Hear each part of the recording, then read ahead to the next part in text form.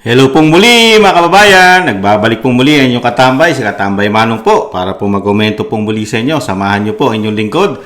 Bago po tayo magkomentuhan, magandang araw po muna, tanghali, hapon, gabi, madaling araw po sa atin lahat, saan man bansa, sulok ng mundo, tayo naroon. Naway maingatan po tayo mga kababayan. Ito po, umpisa na po natin, komentuhan po natin. Talagang ibang klase po.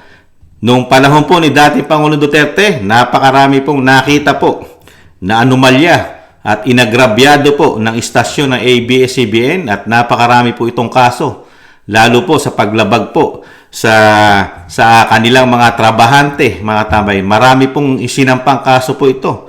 Lalo po nga sa mga trabahante nila na talagang hindi po yata nakatanggap at karamihan po rito ay nagsampa ng kaso. At syempre, napakarami pong nasilip pagdating po sa kaperahan, sa mga tax, ang istasyon na ito. Kaya nga po hindi po ito nabigyan ng prangkisa, di po ba? Nung panahon po ng dating Pangulong Duterte at mismo ang mga kongreso o mga congressman, ang institusyon ng Kamara ay masusi po itong inimbestigahan, mga kababayan.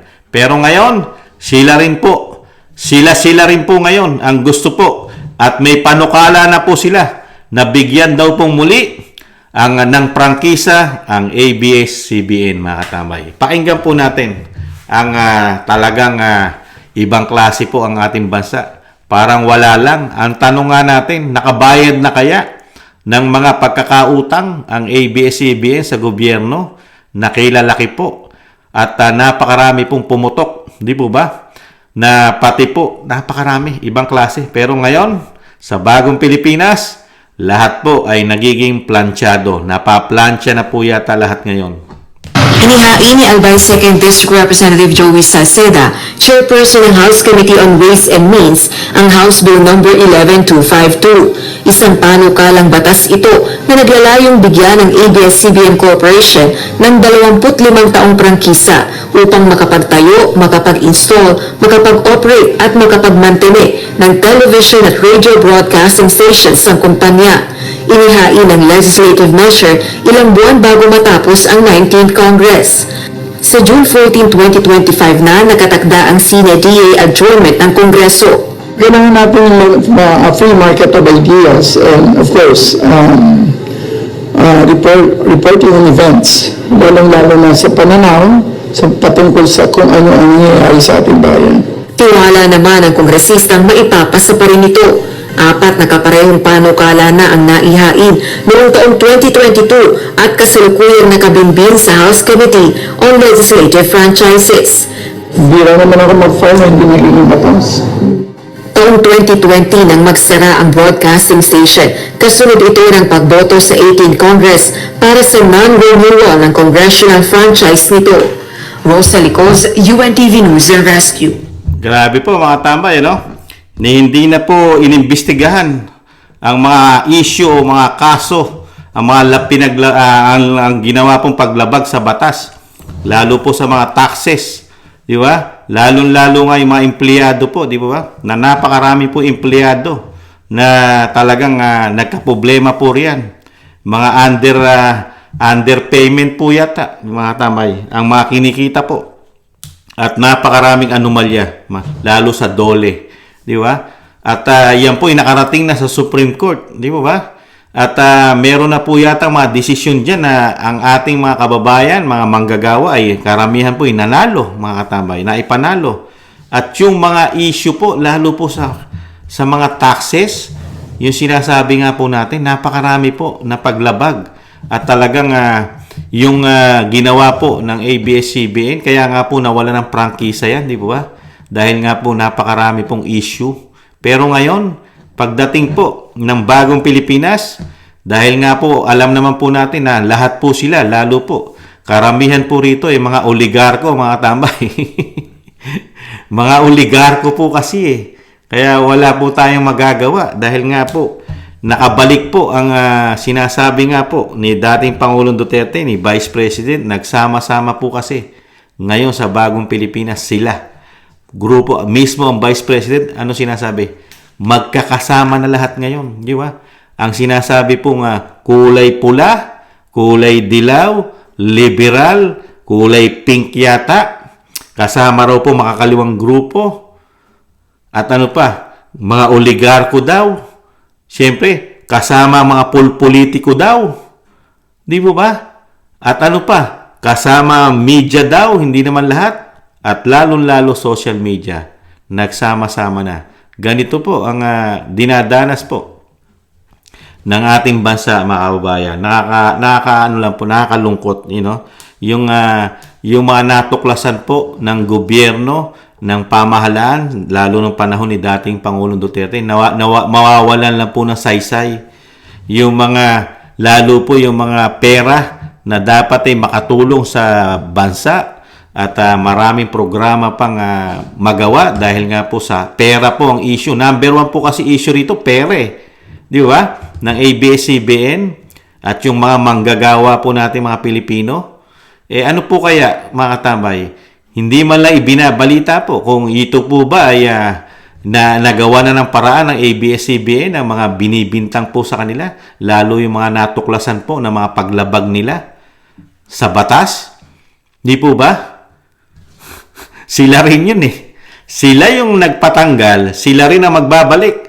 Dahil congressman din po yan si Congressman Salceda.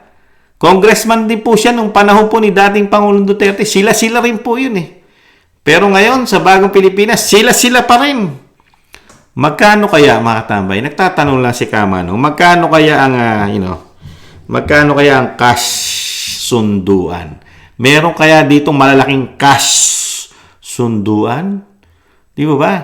Kasi alam naman po natin, sila rin po kasi. Ay may mga investment din po kasi dyan, di ba? Kasi mismo ang speaker daw po ay meron na raw pong investment na malaki sa mga istasyon.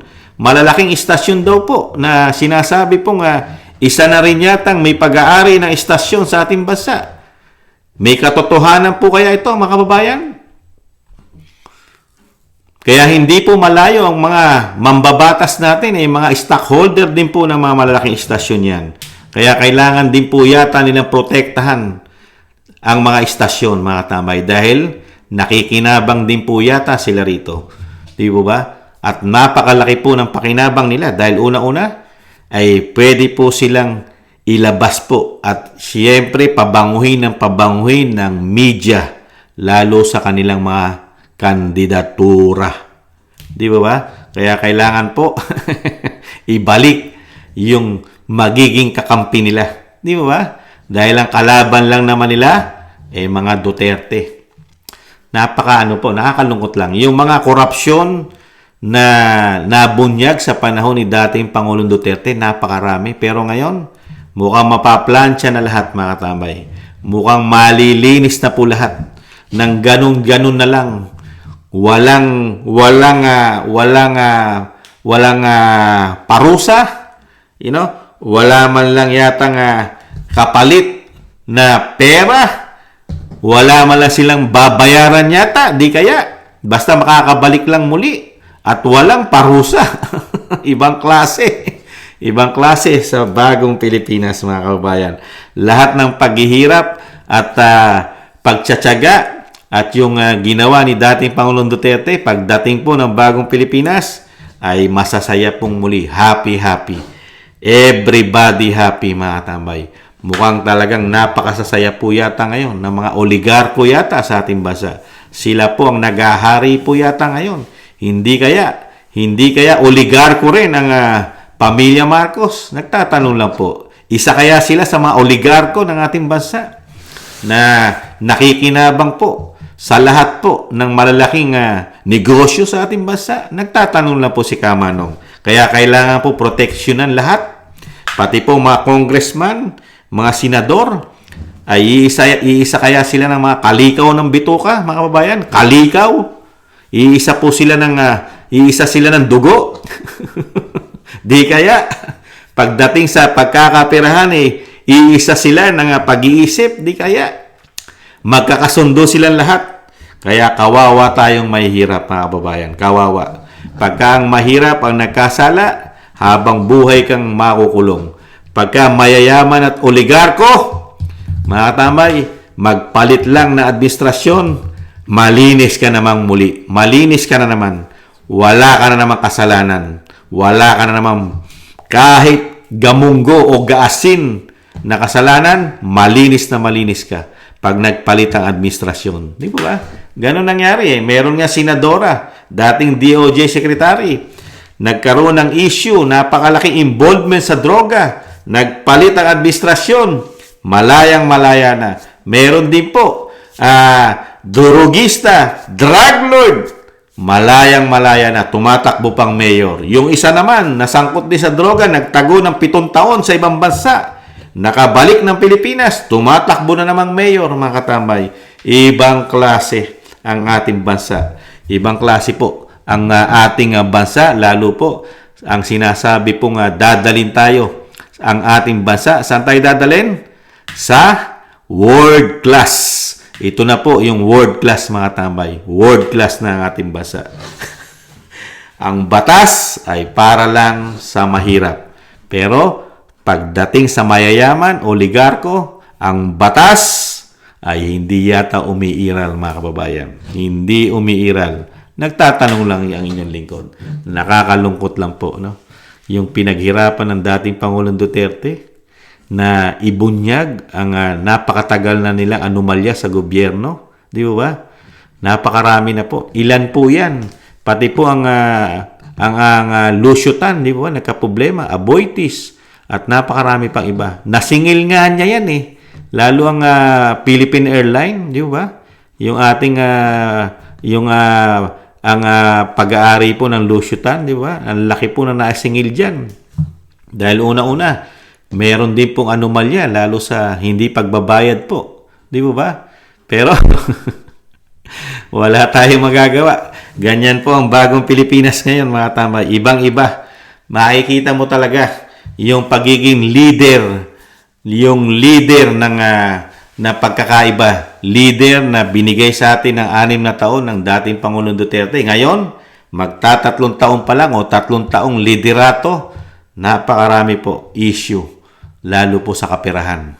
Ngayon, pati po ABS-CBN, pinapasok ang mga Afghans sa ating bansa na napakahirap na sitwasyon. Hindi mo nga masolusyonan ang kahirapan, nagtataas ang bilihin, inflation, nag-ampon ka pa ng ibang lahi na alam naman natin mga Afghanistan ay sanay na sanay po. Lalo po sa droga yata. Mga droga sanay na sanay po yata yan. Pagdating sa droga rin, mga katambay, hindi kaya. Nakakalungkot po ang dinadanas po natin, mga kababayan. Muli po si Katambay Manong, malungkot man, may magagawa pa kaya tayo? Sila ang nasa posisyon, hawak nila lahat ng kapangyarihan, pati ang pera natin yata, mga kababayan. Nakakalungkot. Maraming salamat po, mga kababayan.